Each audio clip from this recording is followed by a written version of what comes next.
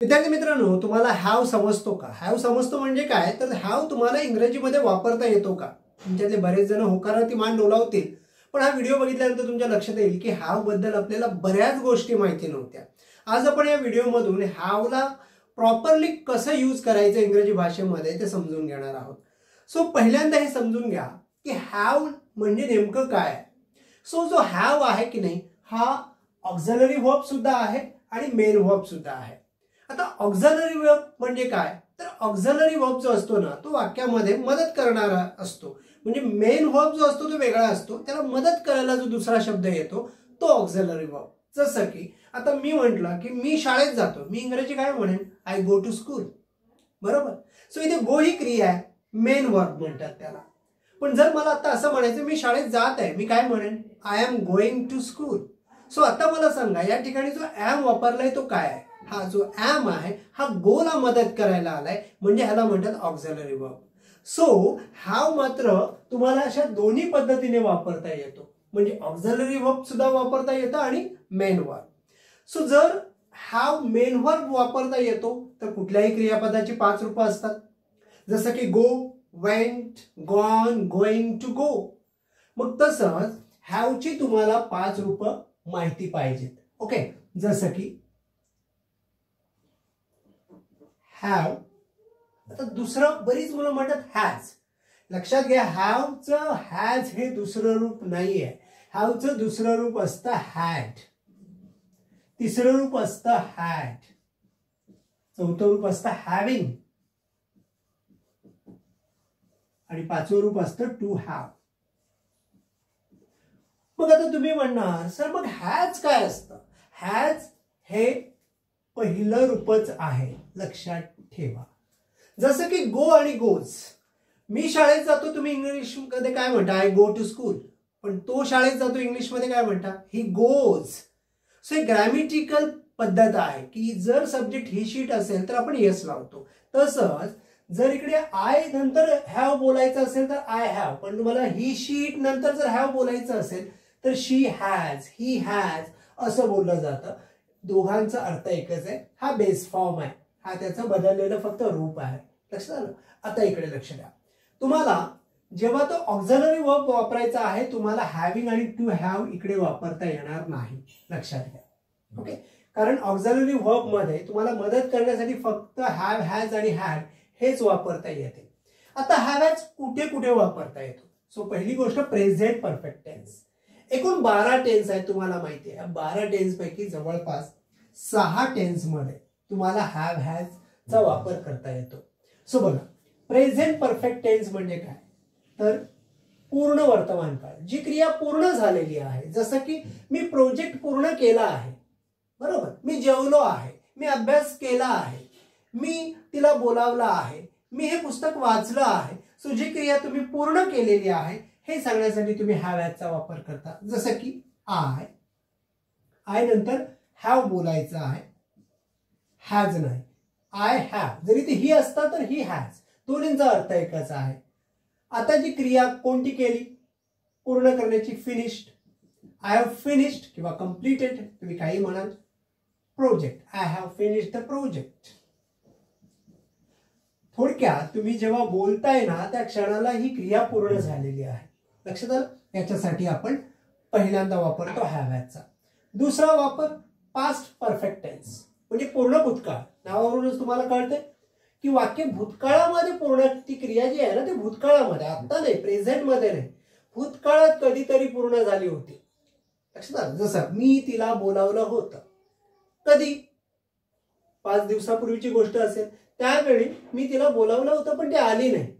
So मी तिला बोलावलं होतं इंग्रजीमध्ये तुम्हाला म्हणायचंय आय. आता इथे हे भूतकाळ आहे, पास्ट मध्ये तुम्हाला हॅड वापरायचं आहे. So I had called her. आता याच्यात एक नेहमी गोष्ट लक्षात ठेवा, जेव्हा तुम्ही परफेक्ट वाला कुठलाही टेन्स यूज करताय त्यावेळी तुम्हाला क्रियापदाचं नेहमी थर्ड फॉर्म यूज करायचं असतं. सो हा रूल लक्षात ठेवा. फ्युचर परफेक्ट टेन्स, नावातच तुम्ही बघितलं की फ्युचर आहे, म्हणजे भविष्यात क्रिया पूर्ण झालेली असेल. जसं की मी कार खरेदी केलेली असेल 2 वर्षानंतर, बरोबर. सो आता ही क्रिया माझी भविष्यात पूर्ण झालेली असेल. या ठिकाणी मी आय, आता भविष्य दाखवायला आपल्याला काय वापरावं लागेल? विल. I will. पण क्रिया पूर्ण दाखवायची आहे तुम्हाला हॅव वापरायचंच आहे. So I will have. I will have. खरेदी करण्याला काय म्हणतात? बाय. पण तुम्हाला त्याचं तिसरं रूप वापरायचं आहे. I will have bought a car after 2 years, next month. तुम्हाला जे काही म्हणायचं असेल ते म्हणू शकता. लक्षात आलं? अजून इथे एक गोष्ट लक्षात घ्या. जर तुम्ही मॉडल वापरलात कोणत्याही हॅवच्या अगोदर, मग इथे समजा आयच्या ठिकाणी जरी शी असते तरी इथे शी विल हॅज घ्यायचं नाही. शी विल हॅवच म्हणायचं असतं.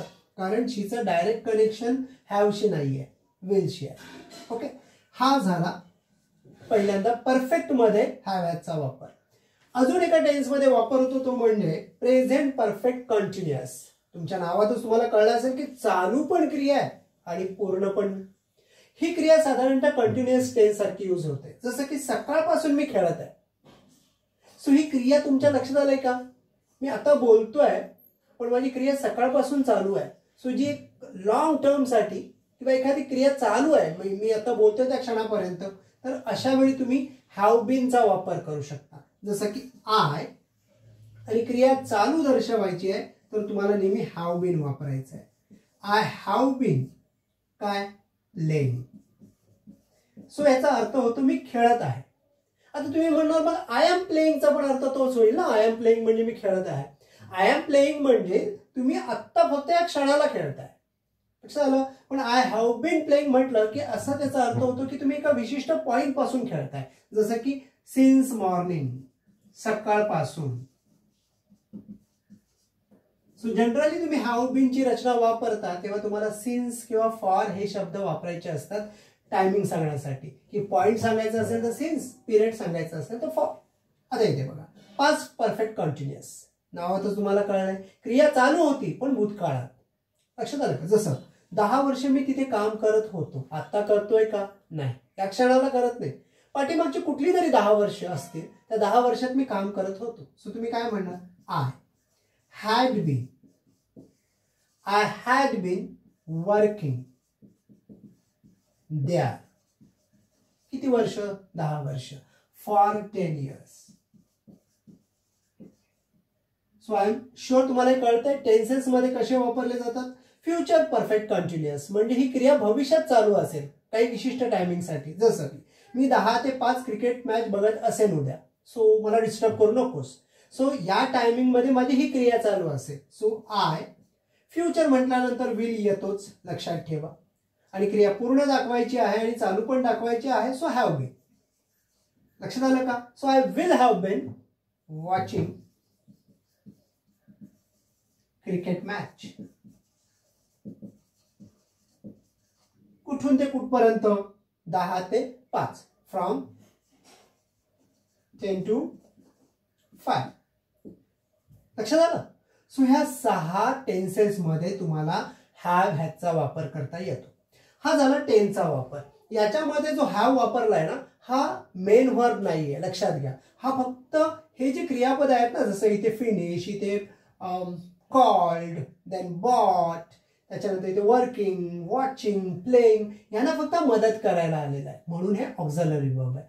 आता बघा हॅव शब्दाला मेन वर्ब सारखा सुद्धा वापर करता येतो. जसं की पहिला तर सगळ्यांनाच माहिती आहे पजेशन. मालकी दाखवायची असेल ना कोणत्याही गोष्टीवर आपण हॅवचा वापर करतो. जसं की माझ्याकडे कार आहे, आपण काय म्हणतो? I have a car. So या ठिकाणी हा जो हॅव आहे हा मेन वर्ब आहे. जसं आय वॉश माय कार, हा वॉशचा जो रोल आहे ना, मी कार धुतो, तसं इथे आय हॅव अ कार, माझ्याकडे कार आहे. तिला 2 मुलं आहेत. शी हॅव नाही, she has. Right, she has. कारण काय? हॅव आणि हॅज एकच आहे, पण हे ग्रॅमॅटिकल रूल आहे की ही शी इट असेल तर हॅव न वापरता हॅज वापर. So she has 2 children. लक्षात आलं का? बरं, मालकी म्हणजे एखादी गोष्ट फिजिकलीच असायला पाहिजे असं नाहीये. ज्या गोष्टीवर आपली मालकी आहे हे तुम्ही हॅव हॅज मध्ये सांगू शकता. जसं की मी म्हणेन आय हॅव शॉर्ट हेअर, माझे केस शॉर्ट आहे, अखूड आहे, सांगू शकता. यू हॅव ब्युटिफुल स्माइल, तुझी स्माइल चांगली आहे कारण ती तुझ्या सहवासाने आहे. ती गोष्ट असायलाच पाहिजे असं नाही तुमच्याकडे. लक्षात आलं का? म्हणजे ते खिशात असायला पाहिजे किंवा पॉकेटमध्ये असायला पाहिजे असं काही नाहीये. दुसरं, हॅवचा अर्थ खाण्यासाठी आपण करतो. आता तुम्ही म्हणणार खाण्यासाठी तर आपण ईट म्हणतो, बरोबर? येस. पण जनरली जेव्हा तुम्हाला भोजन या अर्थी काही म्हणायचं असेल त्यावेळी तुम्ही खाणे याच्यासाठी ईट न वापरता हॅव वापरा. जसं मी लंच केलं, आपण काय म्हणतो? I ate lunch. पण तुम्ही म्हणू शकता I had my lunch. So इथे फक्त हॅडचा वापर हा समजा की हॅड म्हणजे खाल्लाय. लक्षात आलं का? I had my lunch, I had my dinner, I had my breakfast.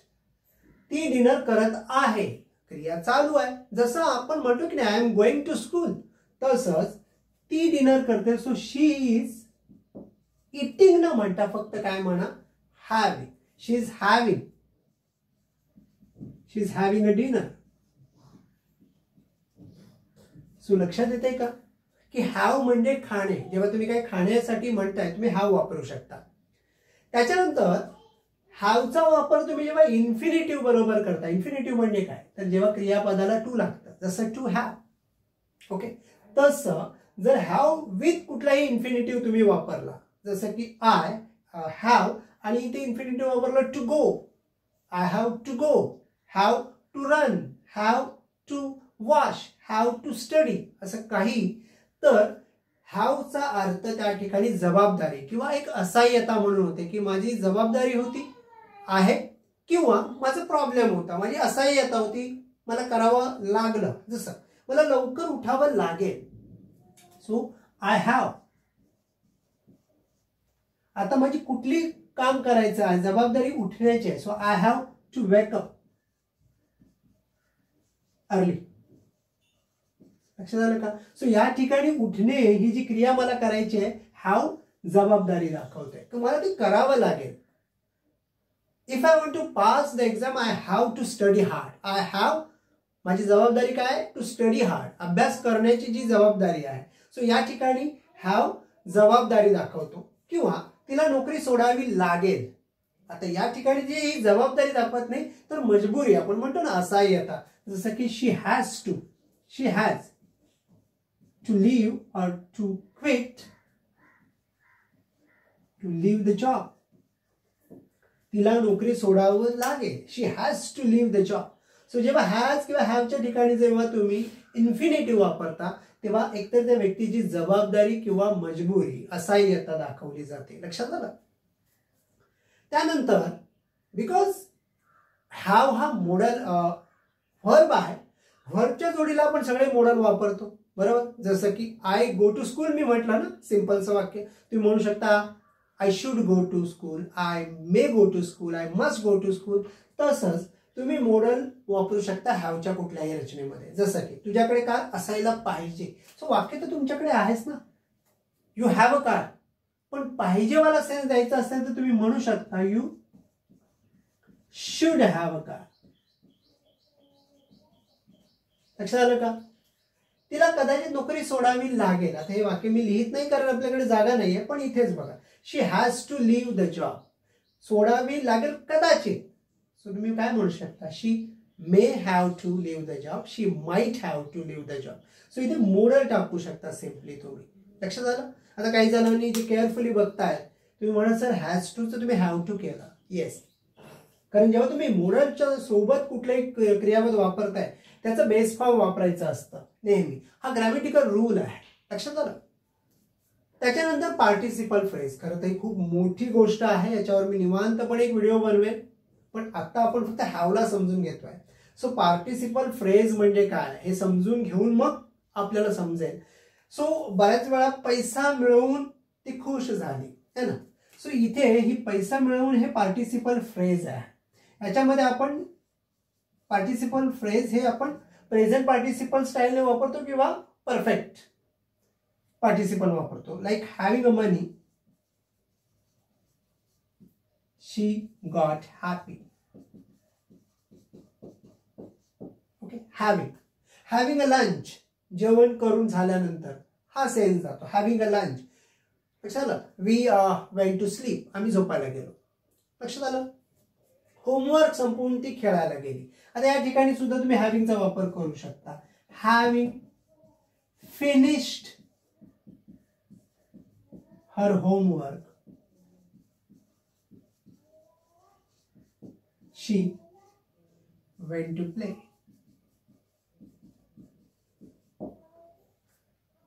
So I'm sure have, has, had हे तुम्हाला चांगल्या पद्धतीने कळले असतील. आणि याच्यातला एखादा टॉपिक तुम्हाला डिटेलिंग मध्ये हवा असेल तर कॉमेंट बॉक्स मध्ये मला जरूर सांगा की सर याच्यावर तुम्ही एक डिटेल व्हिडिओ बनवा, हे आम्हाला शिकवा, ही गोष्ट आम्हाला कळली नाही या व्हिडिओमधून, तर जरूर त्याच्यावर सेपरेटली मी व्हिडिओ जो आहे तो बनवेन.